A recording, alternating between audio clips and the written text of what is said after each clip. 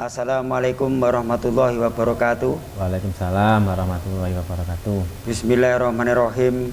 Alhamdulillahirabbil alamin. Wassalatu wassalamu ala asrofil anbiya'i wal mursalin Sayyidina wa maulana Muhammadin wa ala alihi wa ashabihi ajmain amma ba'd. Rabbi srohli sodri wa yassirli amri wahlul uqdatan min lisani yafqahu qauli. Saya ucapkan selamat menunaikan ibadah puasa kepada seluruh penggemar YouTube dimanapun Anda berada, dan jangan lupa like dan subscribe-nya untuk wejangan Kang Imam. Nggih, matur nuwun, Mang.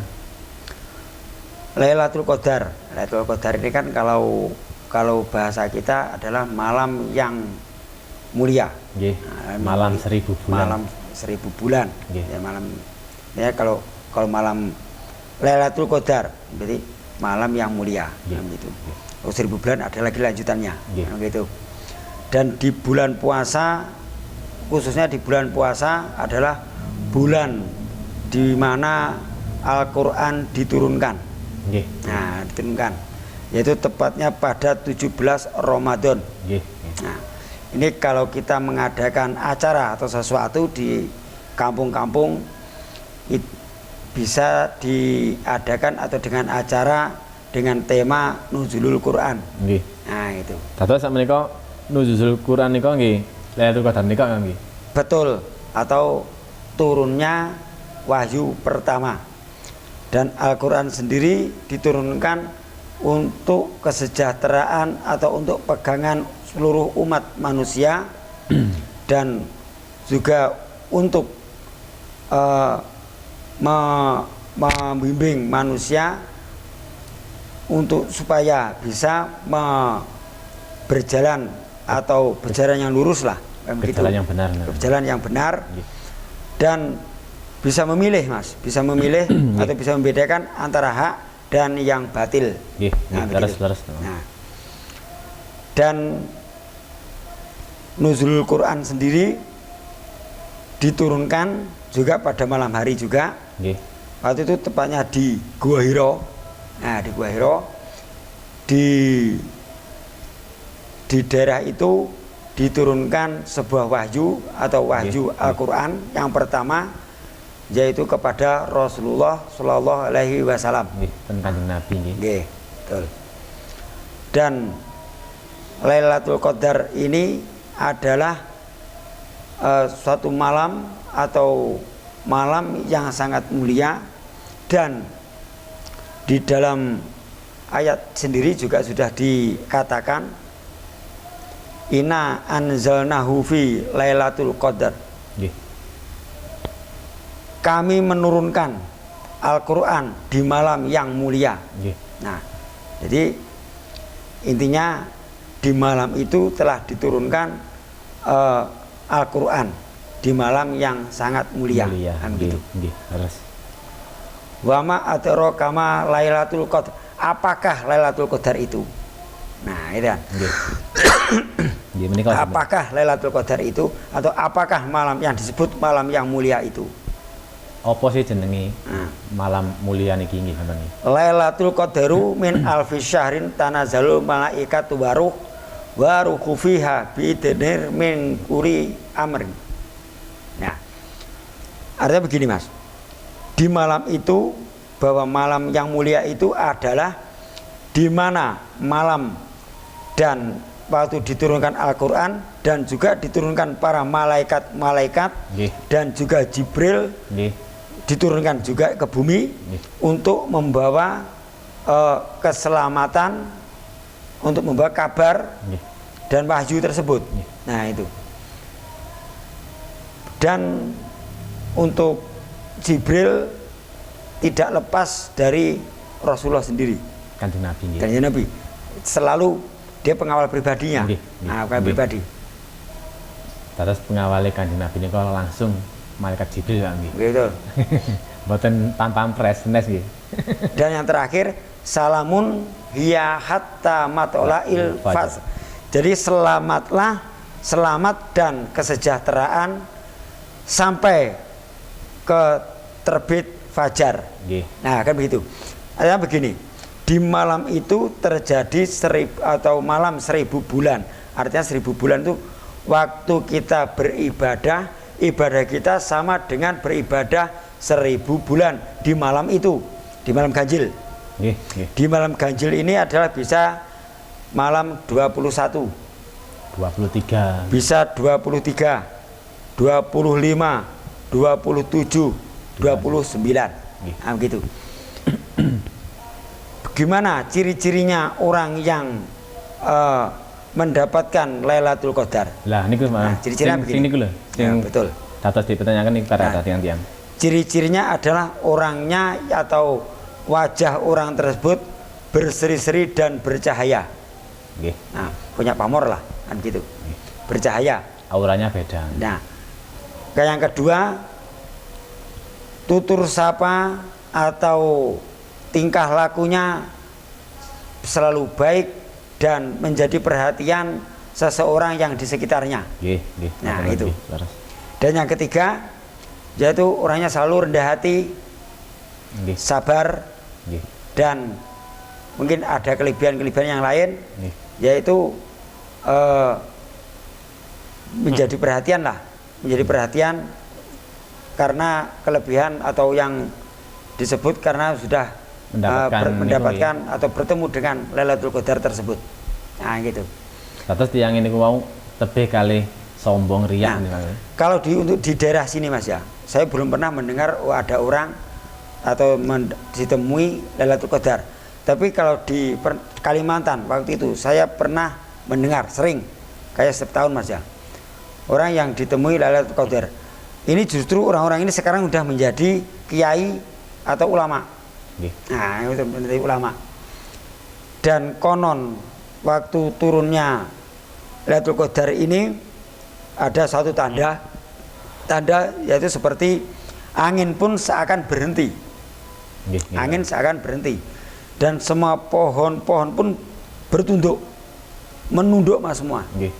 Jadi semua pohon-pohon yang ada ini seperti seakan-akan tuh roboh, menundukkan diri. Nah, kan kalau kita perhatikan seperti pohon-pohon itu kayak benda mati ya. Sebenarnya kan mereka hidup juga bernyawa. Nah, kan begitu. Jadi melihat atau ada malaikat yang turun, mereka bisa menyembah. Bahkan menyembah. Bahkan konon ada juga ada cerita juga di Kalimantan, ada yang pernah ketemu dengan Lailatul Qadar bahwa melihat ke atas langit terbelah menjadi dua dan muncul tangga. Nah, muncul tangga.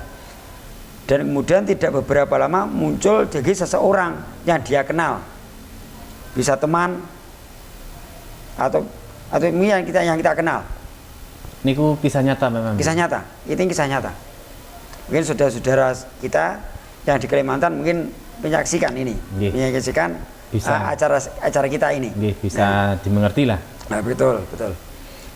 Dan juga siapa yang sosok yang menyerupai teman-teman atau keluarga kita tadi, tidak lain adalah malaikat itu sendiri yang membawa atau menyamar sebagai orang yang kita kenal. Nggak mungkin malaikat menemui kita dalam wujud yang asli. Nah, begitu. Kalau malaikat menemui kita di dalam waktu itu atau dalam Lailatul Qadar, menemui kita dalam bentuk yang asli, mungkin kita kaget, bisa kita pingsan, kita nggak bisa berdialog. Kita gitu. Kaget, betul eling-eling, Mam. Betul. Saya pernah sowan ke tempatnya suatu kiai juga yang pernah ditemui oleh Lailatul Qadar di Samarinda tepatnya, yaitu Bapak Haji Romli. Nah, Bapak Abah Haji Romli di Samarinda juga pernah. Sugeng gitu. Udah almarhum. Udah almarhum. Itu yang kalau tidak salah di daerah di Kecamatan Lojanan. Kecamatan Lojanan di Samarinda, Kalimantan Timur. Saya pernah sowan ke sana. Salam kagem keluarganya, keluarga beliau. Salam mudah-mudahan tetap selalu diberi kesabaran. Nah, itu aja. Nah. Dan juga Lailatul Qadar ini yang disebut 1000 bulan. Nah, di pahala kita waktu beribadah di malam itu kita mendapatkan pahala yang berlipat. Nah, yang tadinya kita hanya biasa-biasa saja ya, biasa-biasa saja. Tapi kita mendapat yang berlipat-lipat. Karena kalau 1000 bulan itu berapa tahun, Mas? 84 tahun. 80 tahun. Nah, 84 tahun. Jadi ibadah kita di malam tersebut di 1000 bulan itu sama dengan kita beribadah 84 tahun. Nah, itu. Jadi yang disebut malam 1000 bulan. Malam yang penuh berkah, malam yang penuh yang mulia, ampunan, karena malam yang paling mulia di malam itu, di malam Lailatul Qadar. Dan di malam Lailatul Qadar ini kan tidak cuma satu malam, sampai pokok hari-hari ganjil. Hari-hari ganjil, nah gitu. Hari-hari ganjil.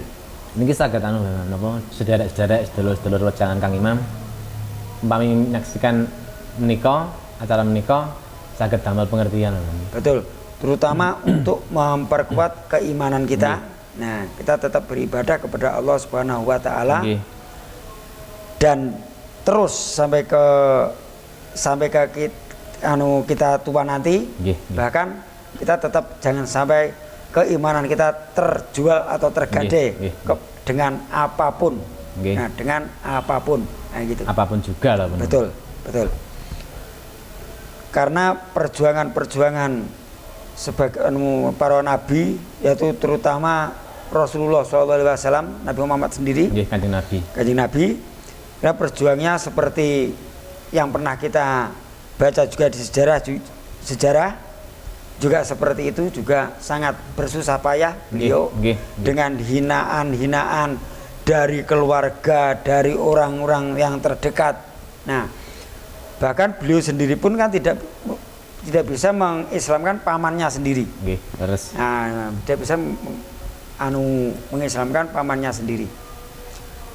Dan beliau sewaktu mendapatkan atau mendapat perintah, nanti kita bahas yang akan datang, perintah yang untuk sholat itu, sholat yang 5 waktu, yaitu yang Isra Mi'raj. Nah, nanti di lain waktu bisa kita bahas. Niki memang sing jenengan sawanten Kalimantan ten Yai Romli menika. Nggih. Kisahnya napa memang? Dan beliau bercerita bahwa Bapak atau Abah Romli ini dulu pernah bercerita ketemu seseorang setelah melihat langit ini terbelah menjadi 2 dan muncul tangga.